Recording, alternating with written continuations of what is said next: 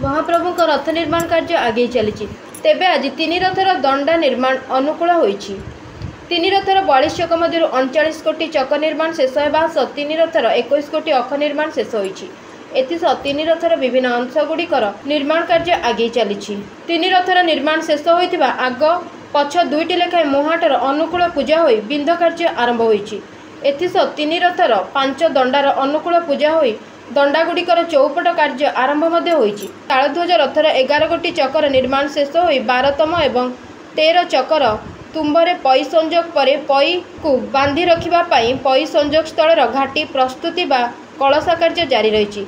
एतद व्यतीत तालध्वज रथर 3 भूई पई निर्माण पई आवश्यक 12 गोटी 18 फुटिया भूई चौतारू प्रथम भूईर 4 गोटी भूई चौता को चौपट कार्य शेष होईछि। एथिसह तालध्वज रथर 7 गोटी अखर निर्माण कार्य शेष होईछि।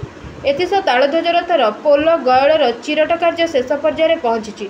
दर्पदलन रथर मोट 6 गोटी अखर निर्माण कार्य शेष होगा सह 11तम चकर पई कलसा कार्य शेष पर्यायर पहुंची। एथिसह दर्पदलन रथर 4 गोटी प्रथम भूई चौतार चौपट कार्य शेष होईछि। दर्पदलन रथर 5 दंडा अनुकूल पूजा होई चौपट कार्य आरंभ होईछि। नंदीघोष रथर 16 गोटी चक मध्यरु 14 गोटी चक निर्माण शेष होईछि। 15तम चकर तुम्ब सिंगड़े पई बिंधा परे पई कलश जारी रही। एथिसह नंदीघोष रथर 8 गोटी अखर निर्माण शेष होई 12 गोटी भूई चौतारू प्रथम भूईर 4 गोटी भूई चौता काठर चौपट शेष होईछि। द्वितीय भूईर 4 गोटी भूई चौतार चौपट कार्य जारी रही।